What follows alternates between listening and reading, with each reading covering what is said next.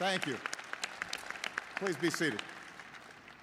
To President Mrs. Bush, to President Clinton, and now former Secretary Clinton, to President George H.W. Bush and Mrs. Bush, to President and Mrs. Carter, to current and former world leaders, and all the distinguished guests here today, Michelle and I are honored to be with you to mark this historic occasion.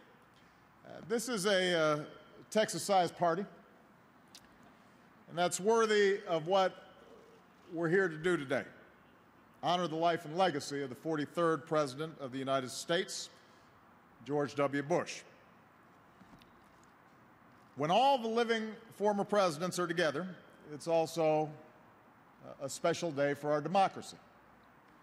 We've been called the world's most exclusive club, and we do have a pretty nice clubhouse. But the truth is, our club's more like a support group. The last time we all got together was just before I took office, and I needed that because, as each of these leaders will tell you, no matter how much you may think you're ready to assume the office of the presidency, it's impossible to truly understand the nature of the job until it's yours, until you're sitting at that desk. And that's why every president gains a greater appreciation for all of those who served before them, for the leaders from both parties who've taken on the momentous challenges and felt the enormous weight of the nation on their shoulders. And for me, that appreciation very much extends to President Bush. Now, the first thing I found in that desk the day I took office was a letter from George, and one that demonstrated his compassion and his generosity. For he knew that I would come to learn what he had learned, that being president above all is a humbling job. There are moments where you make mistakes. There are times where you wish you could turn back the clock. And what I know is true about President Bush, and I hope my successor will say about me, is that we love this country and we do our best. Now, in the past, President Bush has said it's impossible to pass judgment on his presidency while he's still alive, so maybe this is a little bit premature, but even now there are certain things that we know for certain. We know about the son who was raised by two strong, loving parents in Midland, famously inheriting, as he says, my daddy's eyes and my mother's mouth. The young boy who once came home after a trip to a museum and proudly presented his horrified mother with a small dinosaur tailbone he had smuggled home in his pocket. I'll bet that went over great with Barbara. We know about the young man who met the love of his life at a dinner party, ditching his plans to go to bed early and instead talking with the brilliant and charming Laura Welch late into the night.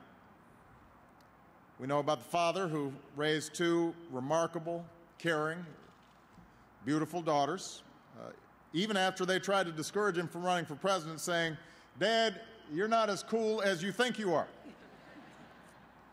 Mr. President, I can relate. And now we see President Bush, the grandfather, just beginning to spoil his brand new granddaughter. So we know President Bush the man, and what President Clinton said is absolutely true. To know the man is to like the man, because he's comfortable in his own skin. He knows who he is. He doesn't put on any pretenses. He takes his job seriously, but he doesn't take himself too seriously. He is a good man. But we also know something about George Bush, the leader. As we walk through this library, obviously we're reminded of the incredible strength and resolve that came through that bullhorn as he stood amid the rubble and the ruins of Ground Zero, promising to deliver justice to those who had sought to destroy our way of life. We remember the compassion that he showed by leading the global fight against HIV/AIDS and malaria, helping to save millions of lives and reminding people in some of the poorest corners of the globe that America cares and that we're here to help. We remember his commitment to reaching across the aisle to unlikely allies like Ted Kennedy, because he believed that we had to reform our schools in ways that help every child learn, not just some. That we have to repair a broken immigration system, and that this progress is only possible when we do it together. 7 years ago, President Bush restarted an important conversation by speaking with the American people about our history as a nation of laws and a nation of immigrants.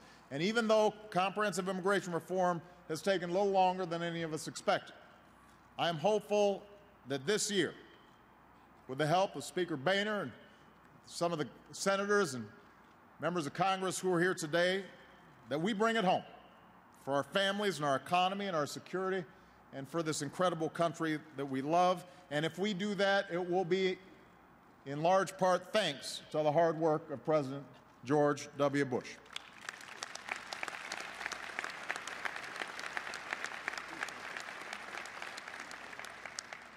And finally, a president bears no greater decision and no more solemn burden than serving as commander-in-chief of the greatest military that the world has ever known.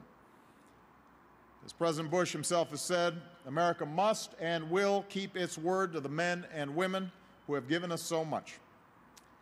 So even as we Americans may at times disagree on matters of foreign policy, we share a profound respect and reverence for the men and women of our military and their families, and we are united in our determination to comfort the families of the fallen and to care for those who wear the uniform of the United States.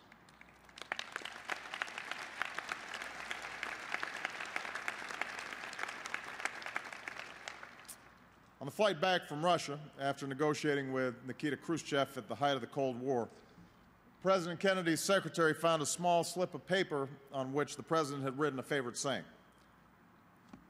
"I know there is a God, and I see a storm coming.